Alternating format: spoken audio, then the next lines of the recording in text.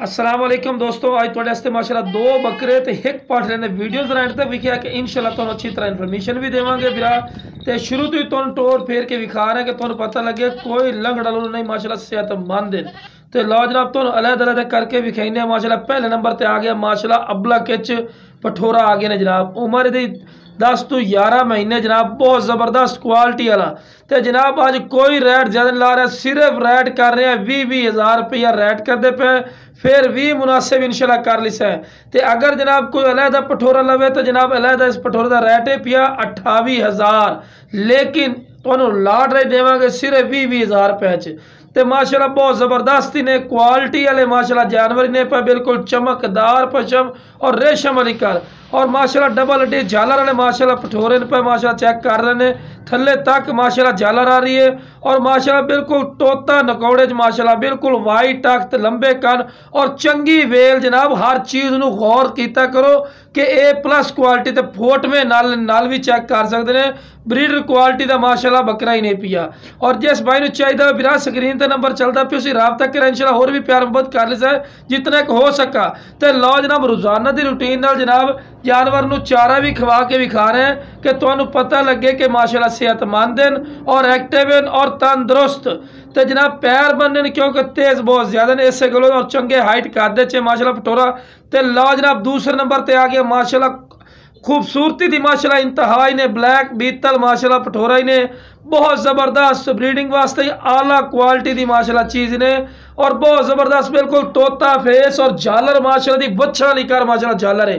लो जनाब तुहानू विखा रहे हैं बिल्कुल तोता फेस ते अख वेखो कितनी प्यारी माशाल्लाह अख किसू, और बहुत ज़बरदस्त क्वालिटी वाला माशाल्लाह बकरे ने। उम्र दी 7 तो 8 महीने, क्योंकि जितनी एज दी होनी उतनी एज ही तुहानू दसनी। 7 तो 8 महीने माशाल्लाह पठोरा ही ने, और खूबसूरती दी माशाल्लाह इंतहा ने जनाब चेक कर सकते हैं। और माशाल्लाह झालर चेक कर रहे हैं कितनी प्यारी माशाल्लाह झालर है भी जनाब, तो थल्ले तक माशाल्लाह डिलवी चमड़ी है, डिली चमड़ी तो बहुत ज़बरदस्त माशाल्लाह चीज़ ने पई।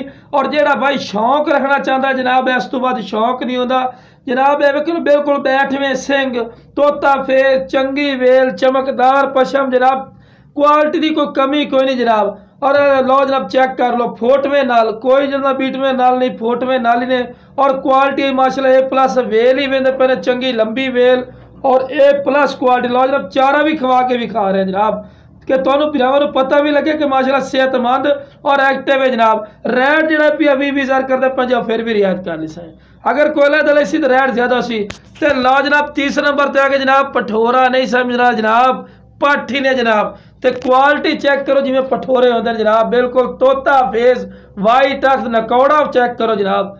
अगर किसी मार्केट है जैसा जनाब इस नाल दी पट तो 25-25 हज़ार रुपये मांग ले सन, ठीक है, लेकिन लाट है तुहानू 20 हज़ार मिलता पिया 20-20 हज़ार च, और फिर भी रियायत जनाब नाल 2 पठोरे भी। लो जनाब इस तो वड्डी ऑफर की होंगी जनाब। तो वेखो माशाल्लाह झालर भी वेखो नकौड़ा फेस चेक करो, चंगी वेल चमकदार पशम और तोता फेस एज नु आंदन जनाब तोता फेस जिवें बकरे आंदन जनाब हे पठ, और क्वालिटी वेखो तो तीर वाली कर दोम सीधी।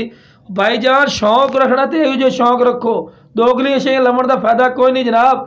तो लो जनाब चारा भी खवा के भी खा रहे हैं कि बिरावां नू पता लगे कि सेहतमंद और एक्टिव है जनाब। और माशाल्लाह चंगे हाइट कादे जो उम्र जनाब यदि 7 तो 8 महीने पे यदि भी उम्र, क्योंकि उम्र है कोई गलत बयान नहीं करना नहीं भाई। और जिस भाई ने सलाह चाहिए स्क्रीन पर नंबर चलता पे ने इस तरह रब्ता करे इंशाल्लाह प्यार मुहब्बत भी हो जासी। ओके जनाब अस्सलाम वालेकुम सारे भाइयों।